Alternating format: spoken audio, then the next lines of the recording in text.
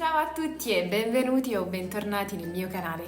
Aujourd'hui, on va voir 5 virlangues italiens, 5 scioglilingua italiani. Le mot scioglilingua vient du verbe sciogliere, délier, et lingua, langue. Les virlangues est un exercice vraiment utile qui nous permet de se concentrer sur l'aspect phonétique afin de s'entraîner à prononcer les sons compliqués d'une langue. D'abord, écoutez-moi. Ensuite, lisez le virlangue et essayez de le répéter à voix haute. Petit à petit, répétez-le plus rapidement. Le premier virlangue, il primo scioglilingua, est vraiment utile pour s'entraîner à prononcer les sons lieux suivis des voyelles A et I. Ce son apparaît 9 fois dans la phrase. Je le prononce une première fois plus doucement. Sul tagliere l'aglio taglia. Non tagliare la tovaglia.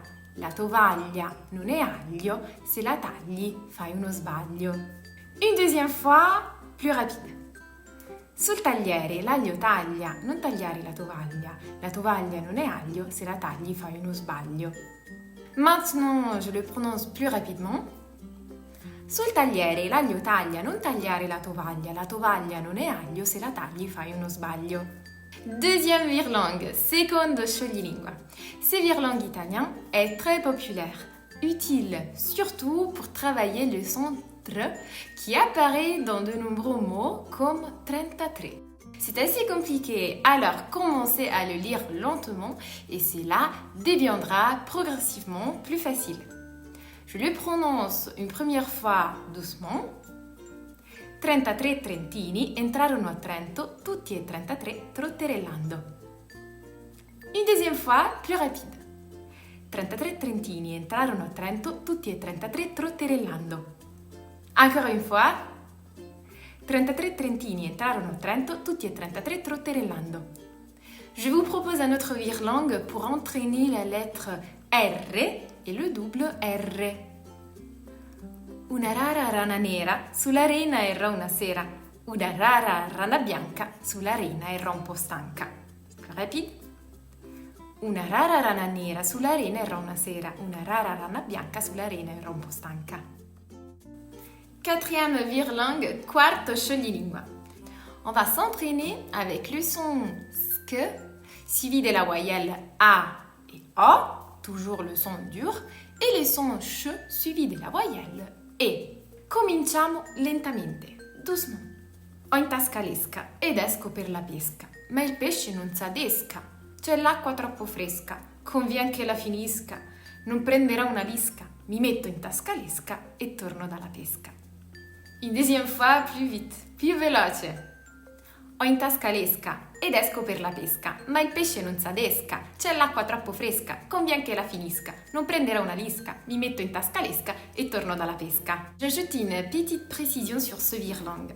Faites attention à bien prononcer le mot pesca qui désigne l'activité de la pêche, à ne pas confondre avec le mot pesca qui désigne le fruit, la pêche. Vous entendez la différence? Pesca, pesca. Il s'agit d'un accent tonique et pas d'un accent graphique, cela veut dire qu'on ne l'écrit pas, mais cela nous aide à comprendre la prononciation du mot. Pesca, pesca. Cinquième virlangue, quinto scioglilingua. Les virlangues que l'on va dire maintenant est plein de consonnes. Le double N, le double S, le double T, pour bien prononcer la double consonne. Restez plus longtemps sur cette lettre. Prononcez-la avec plus d'intensité. Cominciamo lentamente. Sotto le frasche del capanno 4 gatti grossi stanno. Sotto 4 grossi sassi 4 gatti grossi e grassi. On va le répéter plus vite. Sotto le frasche del capanno 4 gatti grossi stanno. Sotto 4 grossi sassi 4 gatti grossi e grassi. Et pour faire un récapitulatif des sons compliqués de la langue italienne, je vous montre un dernier virlangue, un ultimo scioglilingua, pour s'entraîner ensemble avec tous ces sons, tous dans un même virlangue. Les doubles consonnes, le son R, le son ch, le son lieu. Lisez les virlangues avec moi. Apelle, figlio di Apollo, fece una palla di pelle di pollo. Tutti i pesci vennero a galla per vedere la palla di pelle di pollo fatta da Apelle, figlio di Apollo. Apelle, figlio d'Apollo, fece una palla di pelle di pollo. Tutti i pesci vennero a galla per vedere la palla di pelle di pollo fatta da Apelle, figlio di Apollo. Alors, ça s'est bien passé? Pas trop difficile? Écrivez-le dans les commentaires et n'oubliez pas de vous abonner à ma chaîne pour rester toujours au courant de mes prochaines vidéos. Pour aujourd'hui, c'est tout. Ci vediamo la settimana prossima con una nuova lezione di italiano. Ciao a tutti e grazie!